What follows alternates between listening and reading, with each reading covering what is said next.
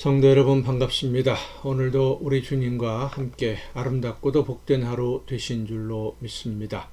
이 시간 우리가 함께 은혜를 나눌 본문 말씀 신약성경 마가복음 8장 11절부터 13절까지에 있는 말씀입니다.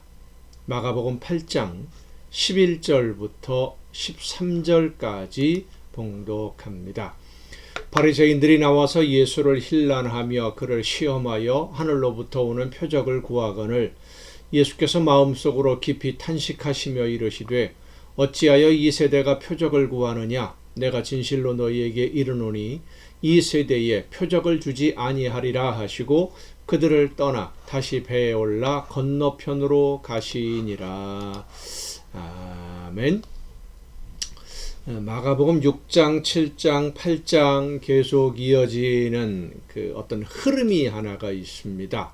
그것이 뭐냐면 유대인들은 거절하고 외면하는데 배척하는데 이방인들은 예수님을 영접하고 환영하며 유대인들에게서 보지 못했던 믿음을 그들이 고백하는 그리고 하나님의 놀라운 은혜를 누리는 장면들이 계속 비교되면서 반복되고 있습니다. 데가볼리 지방, 이 지방과 베세다 지역은 갈릴리 동부 지역입니다. 주로 헬라인들이 많이 거주하는 지역이죠.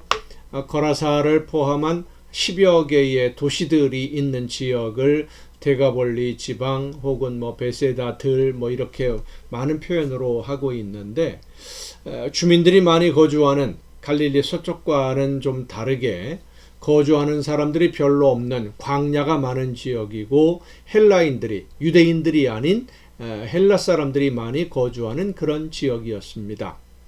바리새인들과 서기관들의 집중적인 공격을 받던 예수님이 제자들과 함께 두로 지방으로 가셨을 때 이방인들의 지역이죠.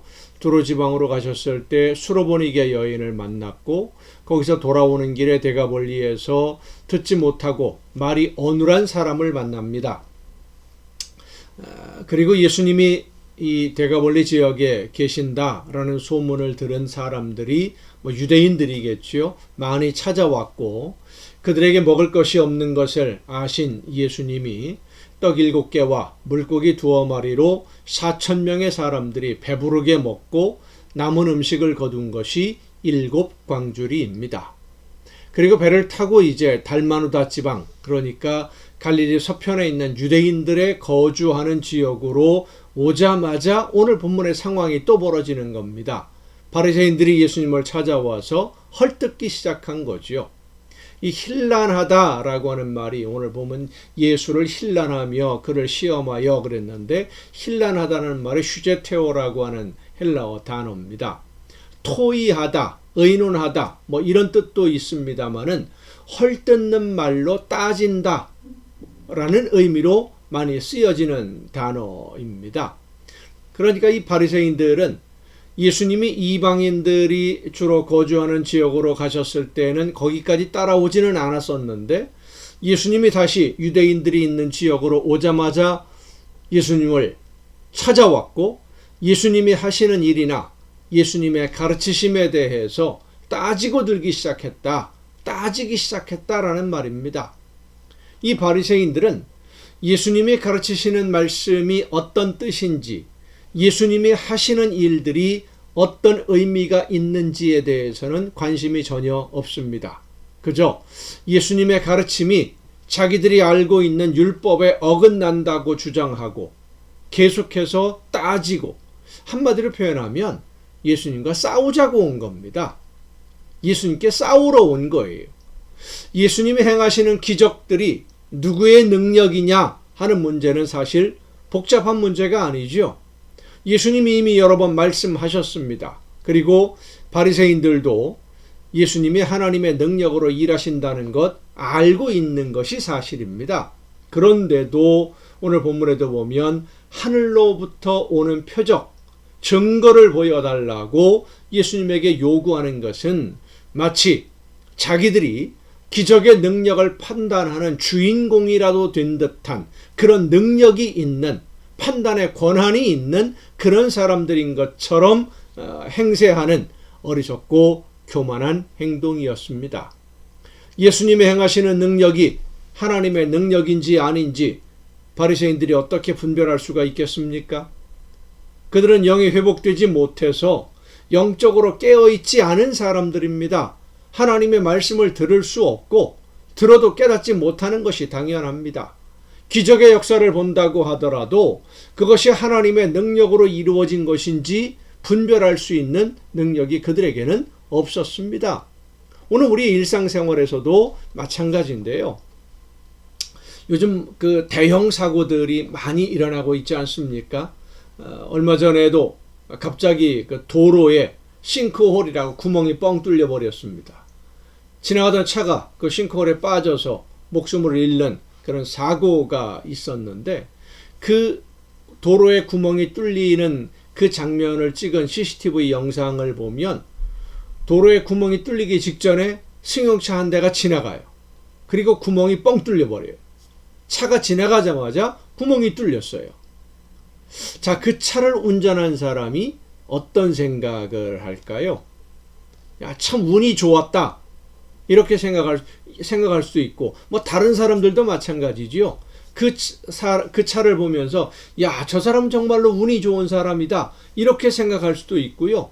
하나님이 지켜주셔서 사고를 당하지 않았다라고 생각할 수도 있고, 똑같은 상황인데 운이 좋았다라고 생각하는 것은 영적으로 깨어있지 않아서 깨닫지 못하는 사람이고, 하나님이 나를 지켜주셨다고 감사하는 사람은 영이 회복된 사람, 하나님의 역사하심과 나를 인도하시고 나를 보호하심을 아는 사람의 믿음의 고백입니다. 하나님이 나와 지금도 함께 하신다.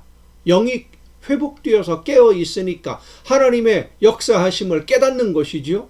그런데 영이 회복되지 못한 이 바리새인들에게는 예수님이 어떤 능력을 보여주어도 그들은 그 능력이 하나님의 능력이라는 것을 알 수 없어요.